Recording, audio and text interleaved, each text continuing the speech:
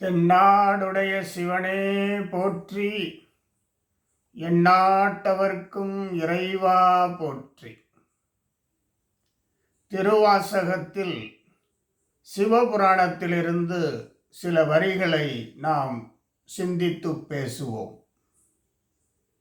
தாயிற் சிறந்த தயாவான தத்துவனே, மாசற்ற சோதி மலர்ந்த மலர்ச்சுடரே, தேசனே தேனார் அமுதே சிவபுரனே, பாசமாம் பற்று அறுத்து பாரிக்கும் ஆரியனே, நேச அருள் புரிந்து நெஞ்சில் வஞ்சம் கெட பேராது நின்ற பெருங்கருணை பேராரே. தாயிற் சிறந்தவன். அது திருவாசகத்திலே பிடித்தபத்திலே மாணிக்கவாசகர் சொல்வார், பால் நினைந்தூட்டும் தாயினும் சால பரிந்து நீ, பாவியேனுடைய ஊனினை உருக்கி உள் ஒளி பெருக்கி உழப்பிலா ஆனந்தமாய தேனினை சொரிந்து. அதுதான் இங்கே ஞாயிற்கடையாய் கிடந்த அடியேற்கு தாயிற் சிறந்த தயாவான தத்துவனே சிவபெருமானே, மாசற்ற சோதி மலர்ந்த மலர்ச்சுடரே, தேசனே தேனார் அமுதே சிவபுரனே, பாசமாம் பற்று அறுத்து பாரிக்கும் ஆரியனே. முக்கியமான வரி.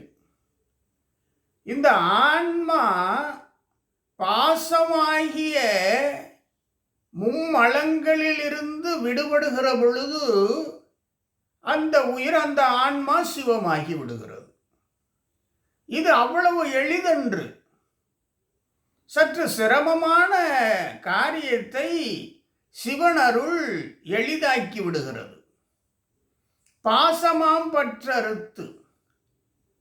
திருவாசகத்திலே இந்த வரி வரும், எல்லோரும் காண எந்தன் பசுபாசம் அறுத்தானை, பல்லோரும் இறைஞ்சு அணி தில்லை அம்பலத்தே கண்டேனே. பாசமாம் பற்று அறுத்து பாரிக்கும் ஆரியன். இந்த ஆன்மா சிவமாக்குவதற்கு, சிவமாவதற்கு சிவனின் அருள் வேண்டும். இந்த ஆன்மா சிவமாவதற்கு அது பாசங்களிலிருந்து விலக வேண்டும். தேவையற்ற எண்ணங்கள், தேவையற்ற பேராசைகள், மும்மலமாகிய ஆணவம், மாயை, கண்மம், மனத்திலே இருக்கின்ற அகப்பகை, இவற்றிலிருந்தெல்லாம் விலக வேண்டும். அப்படி விலக்கி வைத்து பாசமாம் பற்றறுத்து பாரிக்கும், காக்கும், காத்து நிற்கும் உத்தமன், காத்து நிற்கும் தலைவன் சிவபெருமான். பாசம் எனும் தேவையற்ற நிலையிலிருந்து, தேவையற்ற எண்ணங்களிலிருந்து, தேவையற்ற ஆசைகளிலிருந்து நம்மை எந்தெந்த எண்ணங்கள், எந்தெந்த ஆசைகள் கீழ்ப்படுத்துமோ அவற்றிலிருந்தெல்லாம் காத்து நிற்பவன் சிவபெருமான். அதுதான் பாசமாம் பற்றறுத்து பாரிக்கும், காக்கும் ஆரியன், தலைவன், உத்தமன். இது அவசியம் தேவை. தேவையற்ற ஆசைகள், தேவையற்ற அழுக்காறு, தேவையற்ற எண்ணம், தேவையற்ற பொறாமை, தேவையற்ற கோபம், தேவையற்ற மும்மலங்கள், இவற்றிலிருந்தான் நாம் எளிதில் விலகி வர வேண்டும். விலகி வந்தால் வாழ்வாங்கு வாழ்வு கிட்டும். இதுதான் வாழ்வியல் நெறி. இந்த ஒரு வரியிலே நமக்கு தரப்படுகிறது. பாசமாம் பற்று அறுக்க வேண்டும். அதற்கு சிவபெருமானின் இறையருள், அந்த இறையருள் பாசமெனும் பற்று அறுத்து நம்மை காப்பான். பாசமாம் பற்றறுத்து பாரிக்கும் ஆரியன், நேச அருள் புரிந்து நெஞ்சில் வஞ்சம் கெட, அன்புடன் அருள் புரிந்து.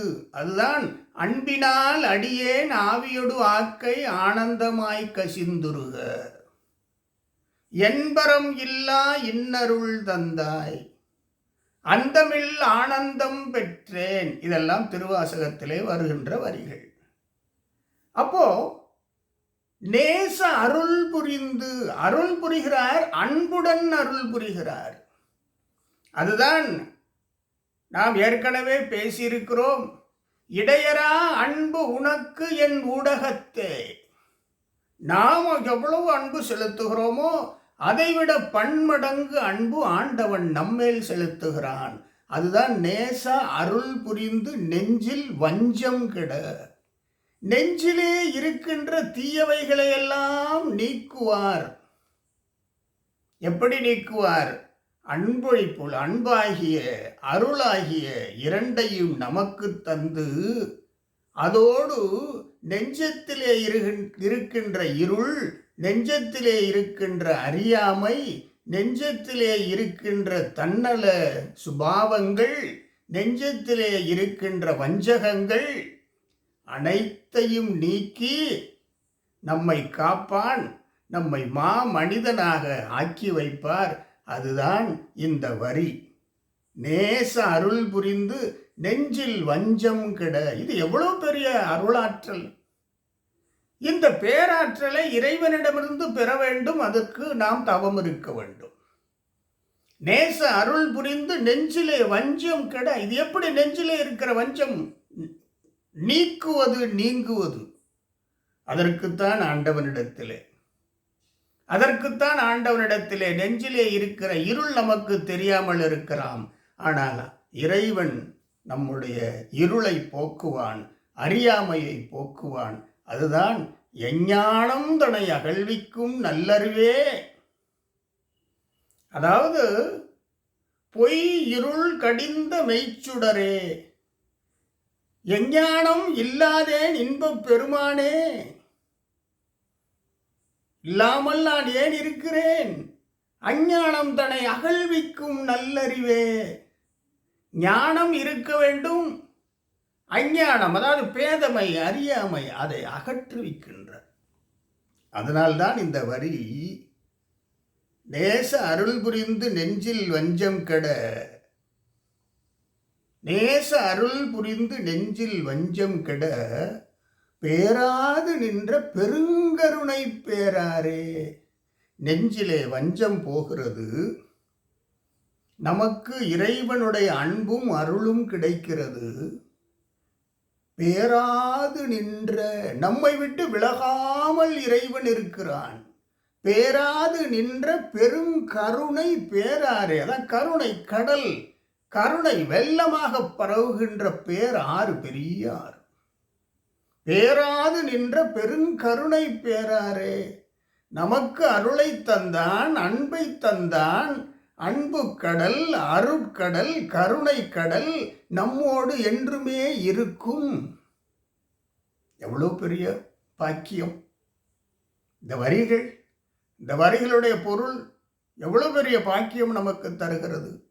தாயிற் சிறந்த தயாவான தத்துவன், பாசமாம் பற்று அறுத்து பாரிக்கும் அரியன், நேச அருள் புரிந்து நெஞ்சினிலே வஞ்சம் கெட, பேராது நின்ற பெருங்கருணை பேராளன்.